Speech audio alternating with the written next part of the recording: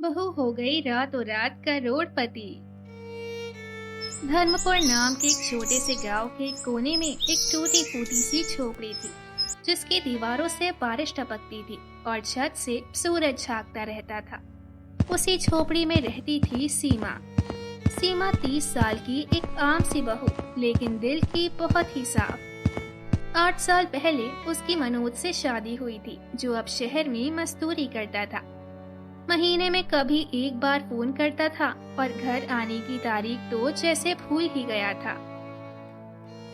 हर हफ्ते सोचती हूँ कि इस बार मनोज आएगा, लेकिन हर बार वही इंतजार। तभी अंदर से उसकी बेटी प्रिया की आवाज आई, अम्मा, अब भूख लगी है। आ गई, मेरी रानी को भूख लगी है। चलो देखती हूँ कुछ बचा है या नहीं। प्रिया 6 साल की थी और नन्हा सूरज अभी बस 3 साल का था। एक सास थी जो हमेशा बीमार रहती थी। ऐसे में खेत देखना, बच्चों को संभालना और सास की खिदमत, इसी में सीमा बहुत ज्यादा थक जाती थी, लेकिन फिर भी मुस्कुराते हुए सारी जिम्मेदारियां उठाती थी। रात के समय सीमा सास से बोलती है, माँ जी, ये हल्दी वाला दूध पी लीजिए, कमर का दर्द कुछ तो ठीक होगा।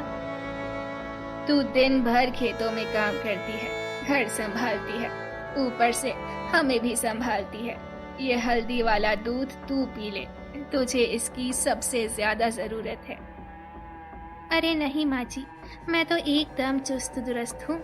बस आप ठीक हो जाइए और बच्चे पढ़ लिख जाएं, बस समझूंगी कि मेरा जीवन सफल हो गया। इतने में सूरज दौड़ता हुआ आया। माँ, आज कहानी सुनाओ ना। हाँ माँ, राजकुमारी वाली। मैं तुम्हें उससे भी अच्छी कहानी सुनाती हूँ इसकी। मिट्टी की कहानी? ये कैसी कहानी है? मुझे नहीं सुननी। नहीं रे, ये मिट्टी नहीं, सोना है, सोना। बस देखने वाले की नजर चाहिए। मुझे नहीं सुननी।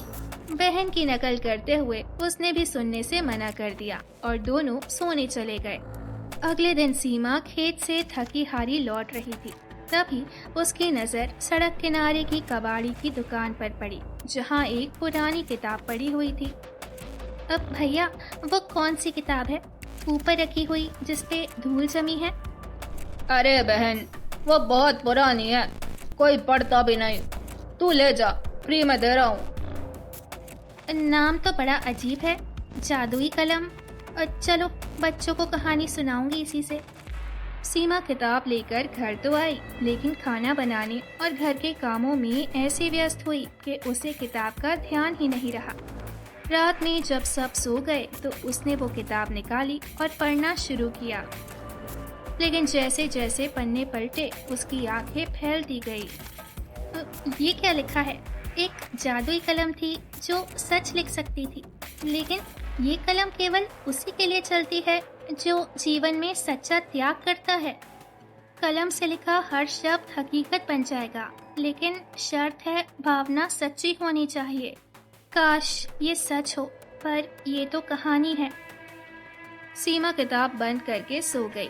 अगली सुबह उसके पास ना तो चूल्हा जलाने को लकड़ी थी और ना ही खाना पकाने का राशन। मनोज की चिट्ठी आए 2 महीने हो गए थे। आज उसका खत आया तो लिखा था कि नौकरी चली गई है, घर के खर्चे के लिए कुछ महीने पैसे नहीं भेज सकता। ये पढ़ के सीमा के पैरों तले से जमीन खिसक गई। एक तो सेठ खेतों में काम कराने के बाद मजदूरी देने में देर करने लगा था, ऊपर से मनोज की तरफ से भी पैसे नहीं आ सकते थे। अब उनका गुजारा कैसे होगा? कैसे वो घर का खर्च चलाएगी? कहाँ से प्रिया का स्कूल फीस लाएगी और कैसे माँ जी की दवाइयों का इंतजाम करेगी? ये सोच के सीमा का सिर घूमने लगा। इतने में सूरज दौड़ता हुआ आया। माँ, अब भूख लगी है, आज खाना नहीं बनाओगी क्या? अब बनेगा बेटा, जरूर बनेगा, लेकिन कैसे और कहाँ से बनेगा ये सीमा को भी पता नहीं था। तभी उसके दिमाग में वो किताब कौन थी? जादुई कलम। सीमा भागी भागी अंदर गई, पुराना बक्सा खोला और किताब निकाली। बीच के पन्नों में एक पेन जैसा कुछ फंसा था। ये तो कलम है, क्या ये वही है, जादुई कलम? सीमा ने उस पेन को खींचकर बाहर निकाला और किताब के पीछे मौजूद कोरे पन्ने पर लिखने लगी। आज मेरे बच्चों को भरपेट खाना मिलेगा। लिखते ही उसने पन्ना मोड़ा, तभी उसकी पड़ोसन की आवाज आई। और सीमा बहू, और पूजा का भोग बच गया है, बहुत सारा है, ले जाओ, बच्चों को दे देना। ये अभी अभी तो मैंने लिखा था। उस दिन सभी ने गरम गरम पूरी, आलू की सब्जी और मिठास से भरी खीर खाई। अगले कुछ हफ्तों में सीमा ने कलम से कई छोटी छोटी चीजें मांगी, जैसे सास की दवा, बच्चों की कॉपी किताब, टूटी छत की मरम्मत। हर बार कलम ने चमत्कार से सारा काम कर दिया। एक दिन सीमा अपने आंगन में कपड़े सुखा रही थी कि तभी उसकी नजर गली के नुक्कड़ पर पड़ी, जहाँ एक छोटी सी बच्ची फटे पुराने कपड़े, बिखरे बाल, हाथ में एक कटोरी पकड़े भीख मांग रही थी। कुछ लोग उस बच्ची पर चिल्ला रहे थे, चल हट यहाँ से, सारा जगह जाके गंदा कर रही है और किसी और जगह जाके भीख मांग। ये देख सीमा का दिल कांप गया। सीमा दौड़कर उसके पास आई। क्या नाम है तुम्हारा? बच्ची ने सिर झुकाकर कहा। माया। माँ बाप दोनों 1 साल पहले चल बसे। ये सुनते ही सीमा का दिल जैसे मुंह तक आ गया। उसने माया का हाथ पकड़ा और अपने आंगन में ले आई और उसे खाने को दिया। माया को इस तरह से खाते देख सीमा की आंखें भर आई। उसने माया से कहा, तू चिंता मत कर, तेरी दुनिया में कोई नहीं तो क्या, मैं हूँ ना। आज से तुम हमारे साथ ही रहोगी। ये सुन के माया खूब रोई। सूरज और प्रिया भी इस नन्ही सदस्य के आने से काफी खुश थे। उस रात जब सब सो गए, सीमा ने बक्से से वो पुरानी किताब निकाली, धीरे से खोला और उस पर लिखना शुरू किया। काश मैं इतनी सक्षम हो जाऊं कि इन सब अनाथ बच्चों के लिए एक स्कूल खोल सकूं, जहां कोई माया भूखी न सोए। लिखते वक्त सीमा का हाथ कांप रहा था, आंखों से लगातार आंसू गिर रहे थे। उसने कलम को धीरे से किताब में रखा और बक्सा बंद करके सो गई। अगली सुबह गांव में हलचल मच गई। सरपंच दौड़ता हुआ सीमा के घर आया और बोला, सीमा बहू, और तुम्हारे नाम पर किसी ने 1 करोड़ रुपए भेजा है। सीमा सन्न रह गई। कुछ ही देर में ब्लॉक ऑफिस से अफसर आ गए। उन्होंने बताया, एक विदेशी महिला यूट्यूबर भारत घूमने आई थी और उसने छुपकर सीमा को अनाथ माया की मदद करते देखा था।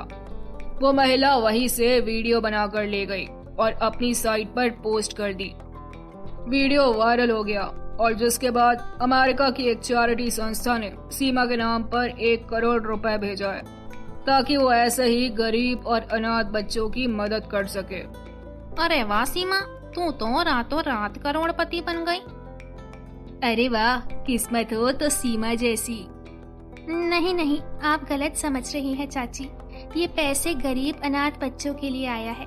इससे मैं स्कूल बनाऊंगी ताकि वो हर बच्चा शिक्षा ले सके जो पैसों की कमी से नहीं पढ़ पाता था।